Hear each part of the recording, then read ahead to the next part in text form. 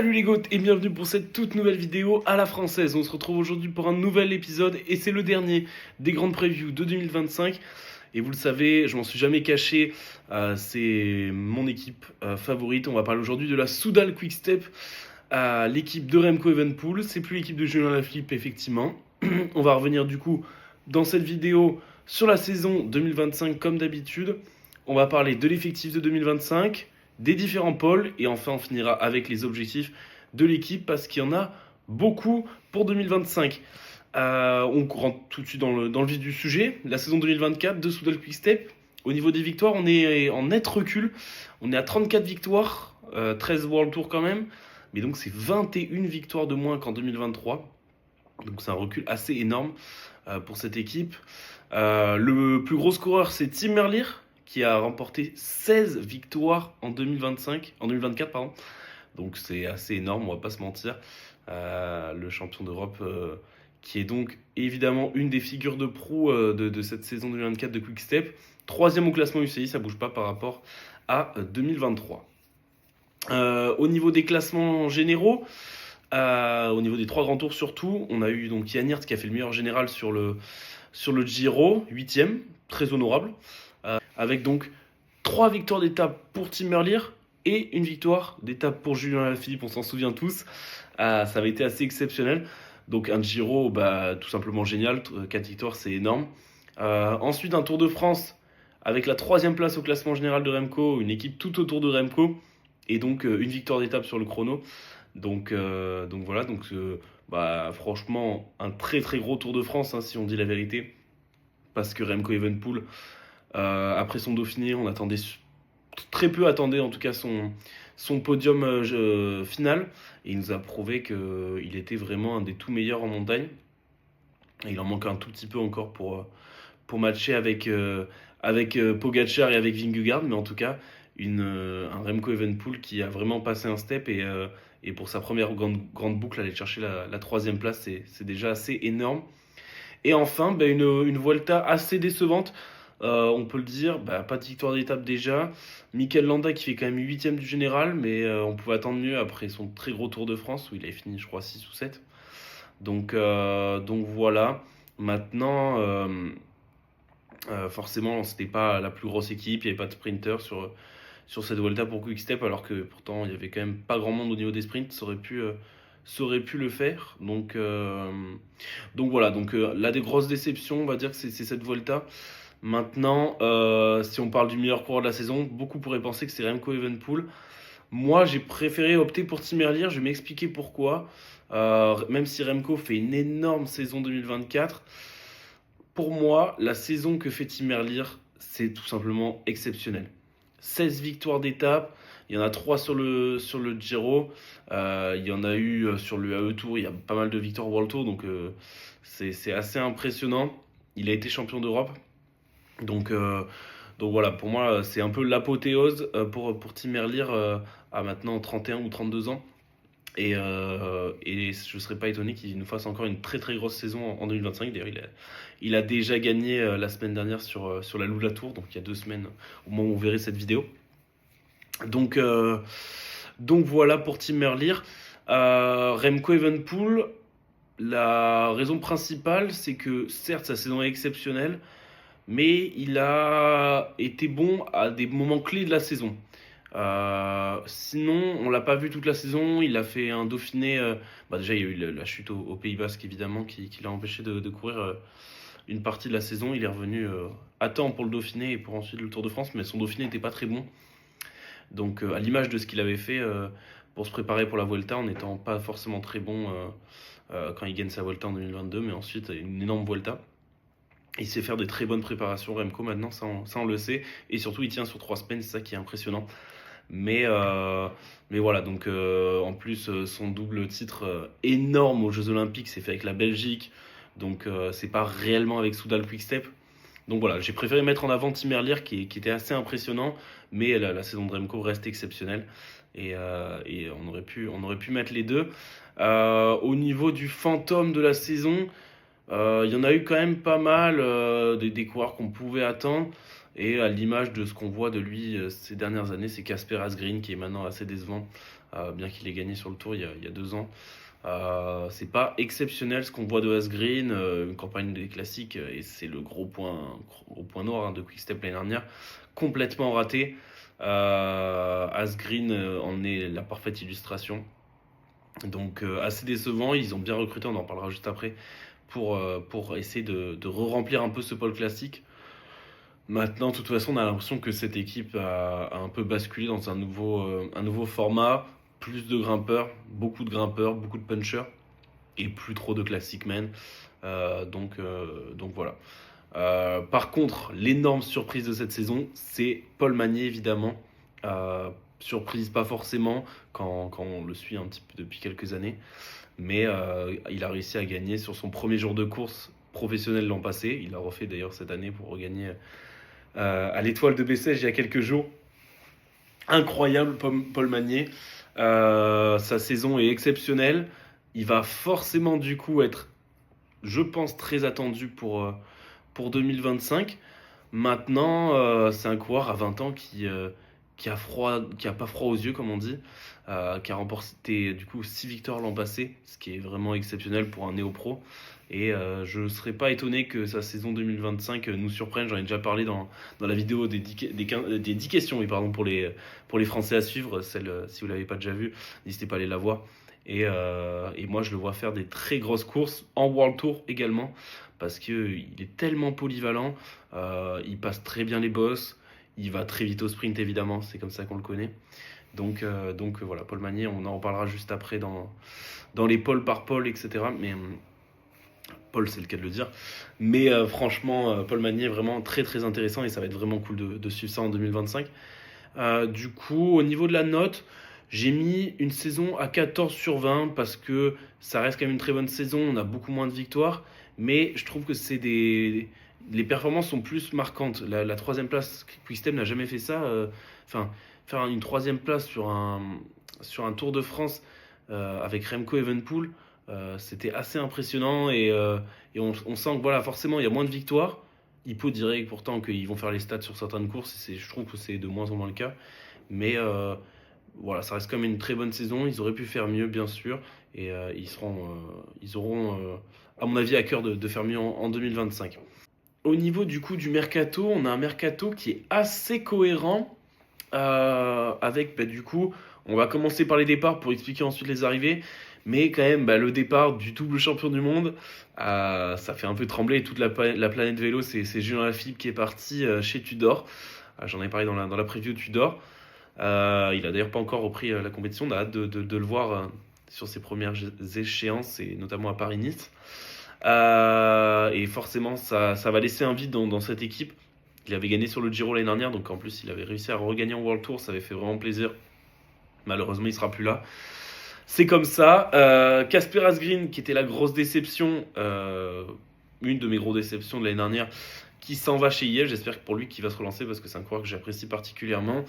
Gianni Moscon, qui lui s'en va chez Red Bull Bora, un passage un peu éclair chez Quick-Step, il n'aura pas marqué grand-chose. Fausto Masnada, qui avait fait deuxième d'un Lombardie chez Quick-Step, va chez Astana. Là aussi, souvent en équipier, alors que c'est un coureur qui a un énorme talent, et pas plus mal pour lui qu'il s'en aille chez Astana. Et Yann Hirt, qui a fait un énorme Giro et qui est un très bon équipier pour Remco. Ça reste des grosses pertes, je trouve. Mais finalement, dans le sens des arrivées, c'est un mercato qui est très intelligent. On sait qu'il y a une restructuration dans l'équipe, avec Patrick Lefebvre qui est parti d'ailleurs. Et voilà, il n'y a pas forcément beaucoup d'argent chez Quick-Step. Donc ils ont cherché à recruter des coureurs hyper intelligents, comme Maximilian Schurman. Je trouve que c'est une superbe recrue. Il était un peu en perte de vitesse chez Red Bull Bora, chez Bora du coup, ces dernières saisons, le double vainqueur de Paris-Nice. Donc voilà, ça va être très intéressant de voir quel rôle il va avoir au sein de l'équipe. Est-ce qu'il va être plus équipier ou il va réussir à avoir sa carte comme il l'avait à l'époque? Peut-être un peu des deux, sur des courses un peu plus petites. Il va peut-être réussir à être leader. Ethan Hayter, c'est un peu illisible parce que c'est un coureur qui a un talent énorme, qui a un très bon roller, très bon sprinter, très bon puncher, mais qui par contre peut passer complètement au travers quand on l'attend pas, quand on l'attend. En fait, c'est vraiment un peu une énigme et ça va être intéressant de suivre ça. Maintenant, s'il veut se mettre à resprinter un petit peu plus, il aura en tout cas une équipe qui le placera mieux. Ineos va pas du tout bien et il a bien fait de partir de cette structure. La grosse recrue pour moi, alors c'est une des deux grosses recrues pour moi, mais c'est Dries Van Gestel du coup, qui arrive de chez Total Energy, qui a été énorme ces dernières saisons sur les classiques et ça va faire énormément de bien. On sait que c'est un super gars en classique et c'est vraiment là où ça a pêché chez Quickstep ces dernières saisons. Il faut au moins avoir quelques coureurs qui vont pouvoir épauler, et on en reparlera après, d'autres mecs en classique, mais voilà, Quickstep reste une équipe qui a toujours performé sur les classiques. Forcément, elle a plus deux coureurs qui va être le coureur qui va gagner des classiques. Maintenant, au moins performer, au moins se placer sur les classiques et honorer sa participation, ça serait important, je pense.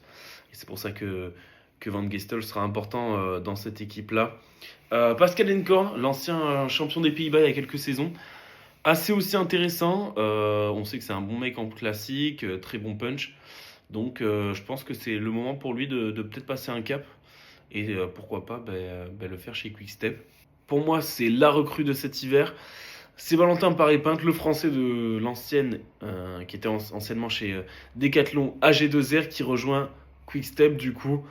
Vainqueur sur le Giro l'année dernière. Il était tout simplement énorme l'année dernière aux côtés de Ben O'Connor quand il emmenait Ben O'Connor. Et j'ai cette image de voir Valentin Paré-Pinte qui va travailler pour Remco de temps en temps, qui va pouvoir travailler pour Landa peut-être sur le Giro. On en reparlera juste après, mais franchement, j'espère qu'il va avoir aussi sa chance. Et c'est une énorme opportunité pour lui d'arriver dans une des meilleures équipes du monde. Donc ça va être énorme, je pense. Du coup, Gianmarco Garofoli, qui est du coup un ancien coureur de l'équipe Astana, qui lui est un super coureur très prometteur à 22 ans. Il avait fait une belle performance, je me souviens, sur la Vuelta où il était allé chercher un top 10 en échappée. S'il continue à progresser, il va pouvoir devenir un coureur assez intéressant, assez jeune, bon puncher. Donc peut-être un futur Andrea Baggioli. On espère en tout cas pour lui. Et on finit avec Rakani, du coup, qui était dans la Devo Quickstep l'année dernière, qui lui a fait déjà un bon début de saison. Je crois qu'il était sur le Tour Down Under, il a fait un top 10.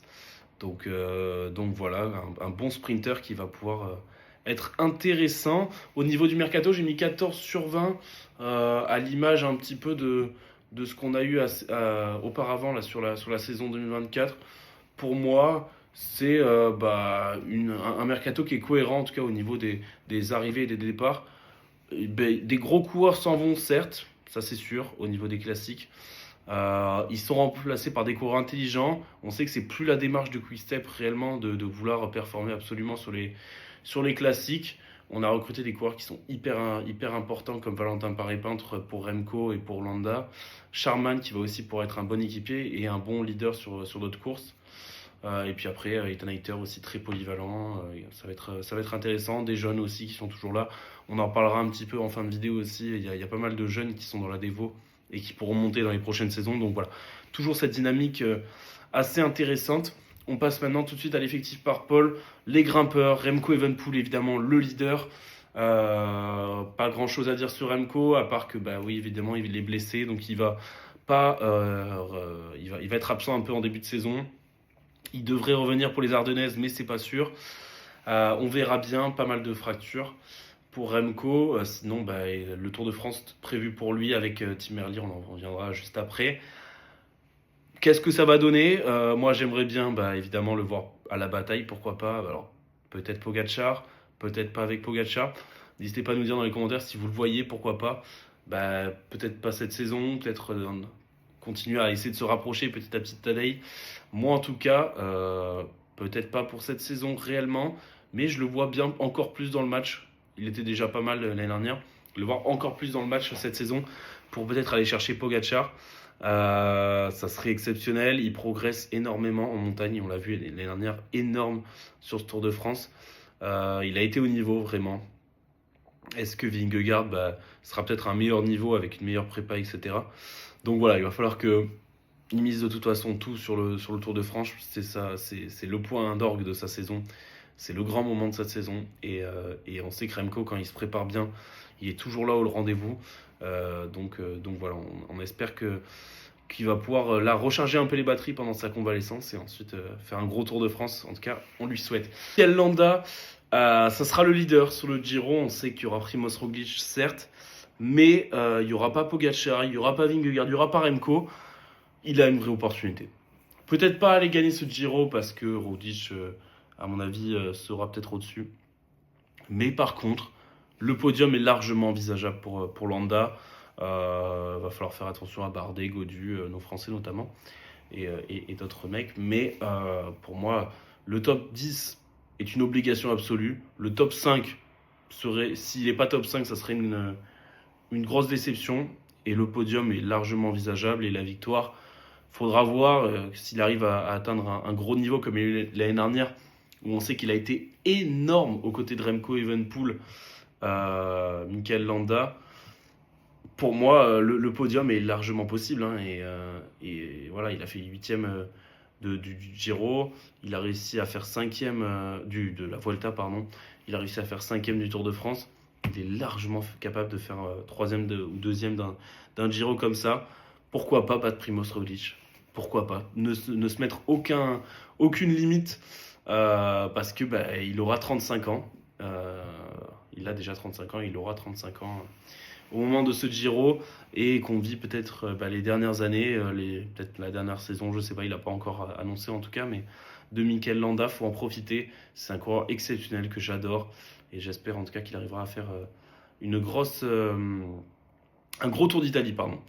Valentin Paré-Pinte sera là pour l'épauler, pour jouer aussi sa carte. Donc on en a déjà parlé avant, c'est un coureur que j'attends particulièrement. Peut-être aussi sur des Ardennaises.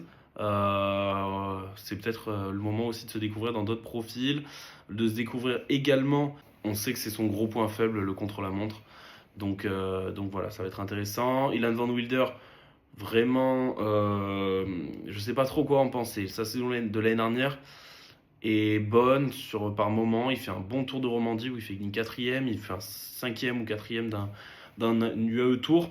Quand il a sa carte, il est toujours présent, mais par contre, ce qui est assez dommage, c'est que il n'arrive pas à aller chercher ce surplus qu'il arrive à faire quand il est équipier.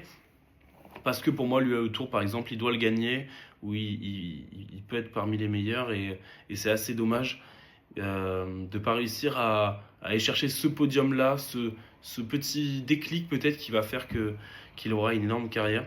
Parce que c'est un coureur qui a tellement de talent, qui est un tellement bon rouleur, bon grimpeur aussi. Je pense qu'il peut aller chercher encore un peu plus de comment dire, il peut être encore un peu mieux en montagne, mais c'est vraiment un super coureur. Donc il va falloir voir l'année prochaine, donc en 2025 je veux dire, s'il arrive encore une fois à être leader sur quelques courses et surtout à performer quand il est leader, quoi. William Junior Le Cerf, très jeune coureur là aussi, c'est le cas aussi de Redering. Les deux, pareil, qui sont en deuxième année de pro et qui, j'espère, auront leur carte sur quelques courses. Et on sait que surtout pour Le Cerf, c'est un coureur qui a un potentiel mais énorme.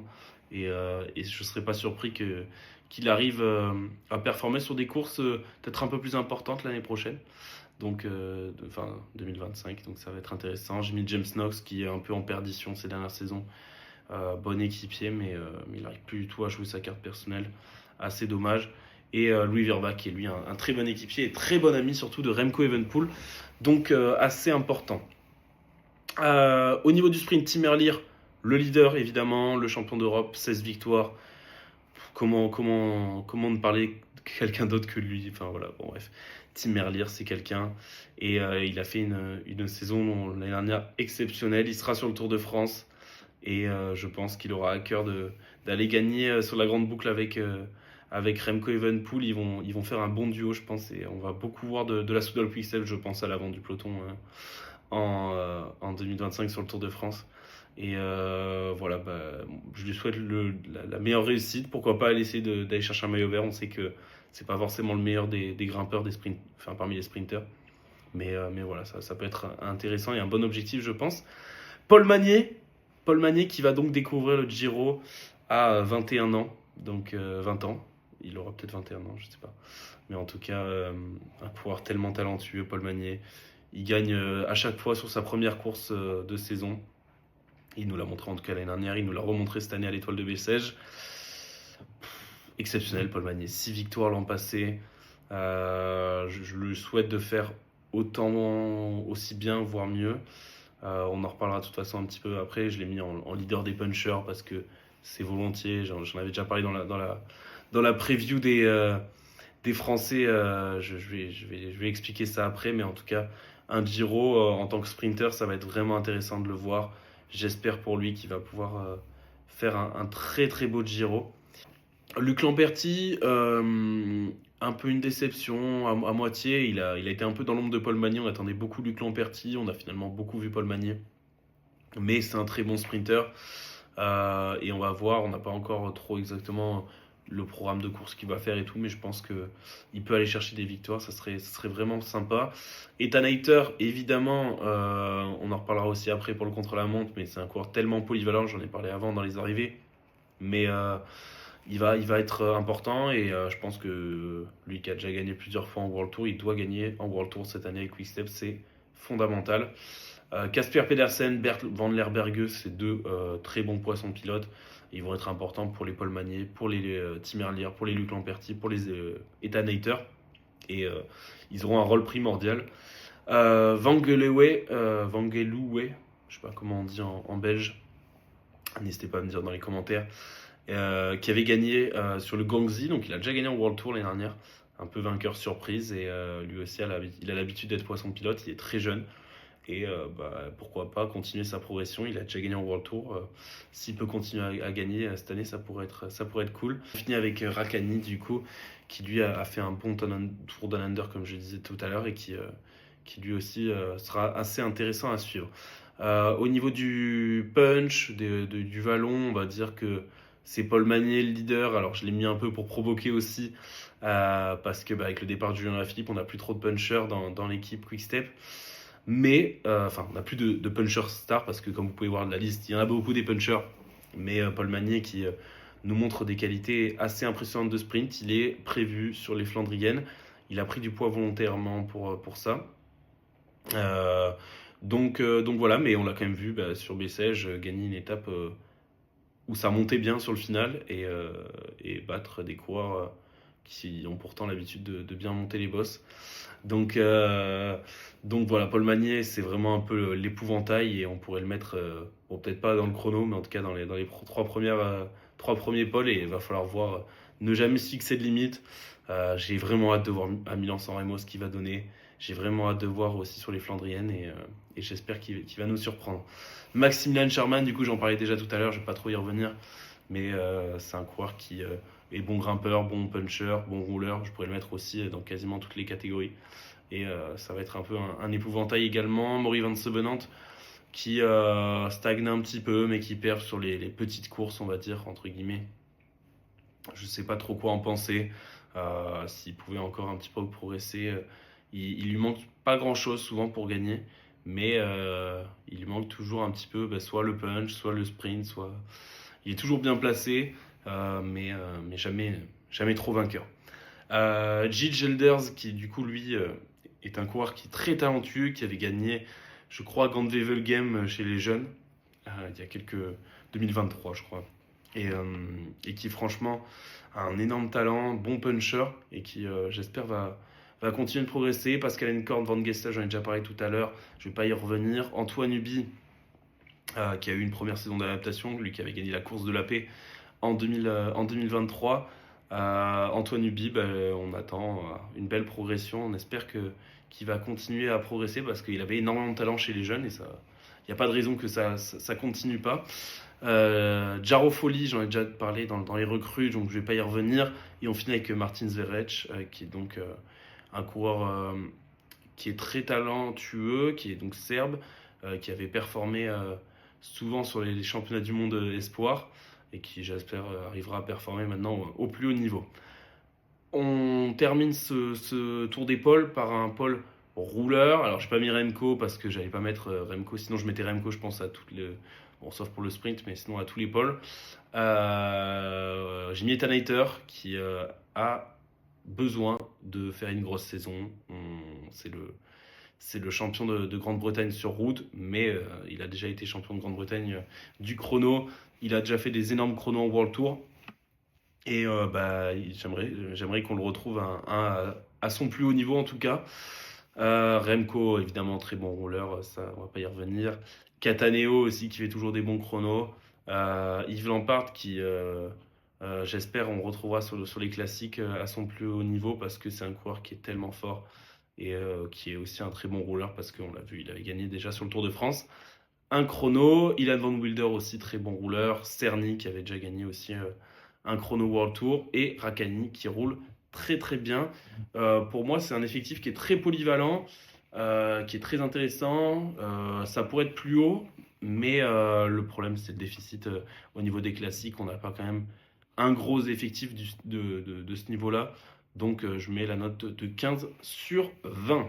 On va terminer du coup avec les objectifs et prédictions pour 2025 et on commence tout de suite avec le Tour de France. Pour moi, l'objectif quasi obligatoire, c'est le podium maintenant. Si Remco est à son plein potentiel, il doit au moins faire podium sur ce Tour de France. Et pourquoi pas plus? Et la deuxième place est envisageable. La première, va falloir voir voilà, les états de forme de Pogacar, de Vingegaard.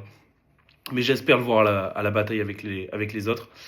Et minimum 2 étapes, je m'explique. Au moins une victoire pour Tim Merlier, au moins une victoire pour Remco, et si possible une victoire en montagne pour Remco, parce qu'on sait que sur le chrono, il arrivera à gagner normalement un chrono. Mais une victoire en montagne, c'est franchement, ça serait vraiment exceptionnel. Donc je lui souhaite faire confirmer les jeunes pépites, parce qu'il y en a pas mal dans cette équipe. Je vais vite fait en parler, mais on a aussi dans la Devo du coup des jeunes coureurs. Je pense à Thomas Pesantini qui a fait un bon Nalou Latour, qui avait fait je crois 6ème d'une étape de montagne, alors qu'il est dans la Devo et qu'il va courir des fois avec la World Team. Il y a Jasper Schufs qui est un coureur très talentueux, très jeune, un Belge de 18 ans. Il y a Lars van den Ende qui est lui aussi très talentueux. Donc voilà, c'est des jeunes comme ça qui, j'espère, vont performer. Mais en tout cas, les pépites qui sont déjà dans l'équipe, continuent à les faire progresser. Paul Magnier, Antoine Huby, notamment. Gagner 40 courses. J'espère qu'on repassera au niveau des 40 courses du côté de la Soudal Quick Step. Et remonter du coup par rapport à la grosse chute de l'année dernière. Gagner sur les 3 grands tours. Parce que quand tu as un effectif aussi large, tu es capable de gagner sur les 3 grands tours. Au moins le Tour de France, le Giro, la Vuelta, s'ils amènent quand même un petit Luc Lamperti par exemple sur la Vuelta, ça pourrait être intéressant. Donc voilà, moi c'est un peu l'objectif, gagner sur les 3 grands tours, parce que c'était un des défauts de l'année dernière. Ils avaient fait une Vuelta assez compliquée. Moi, ma prédiction, c'est 45 victoires, 20 World Tour. On verra. Pour moi, ils ont la profondeur d'effectif avec des bons sprinters qui émergent petit à petit pour aller chercher pas mal de victoires. Remco Evenepoel, top 2 du Tour de France. Il va beaucoup manquer en ce début de saison, mais s'il revient en pleine forme, je vais dire deuxième du Tour de France pour Remco. On verra si j'ai eu raison. Et à la bataille, peut-être avec Pogacar pour la victoire. Ça serait vraiment cool. Tim Merlier qui passe les 20 victoires. On était à 16, c'était déjà exceptionnel. Petit pari, on va dire, si il arrive déjà à gagner déjà en ce début de saison pas mal de victoires, ça sera possible. Et Mikel Landa, top 3 du Giro, j'en ai parlé longtemps. C'est un peu mon prono. Je pense que c'est largement possible. Avant de terminer cette vidéo, je voulais donner un petit mot aussi sur l'équipe féminine AJ Insurance Soudal, qui du coup, c'est pas exactement les mêmes sponsors, mais c'est la même structure. Et on a pas mal de Françaises qui ont rejoint notamment l'équipe U23 avec Amandine Muller, avec Nina Lavenu. Donc ça va être intéressant de les suivre de près. Il y a aussi Margot Marasco Voilà, on souhaite aussi une bonne saison à l'équipe féminine de Soudal, que ce soit pour la World Team et également pour ces jeunes françaises. C'est déjà la fin des previews de 2025. Merci à tous de nous avoir suivis. J'espère que vous auront plu. On essaiera évidemment de le refaire l'année prochaine avec toujours plus de détails. On a appris de nos erreurs, on a vu vos retours. Merci beaucoup. On se retrouve très vite pour une prochaine vidéo dès jeudi. Et puis c'était les Goths et on se dit à très vite. Salut à tous.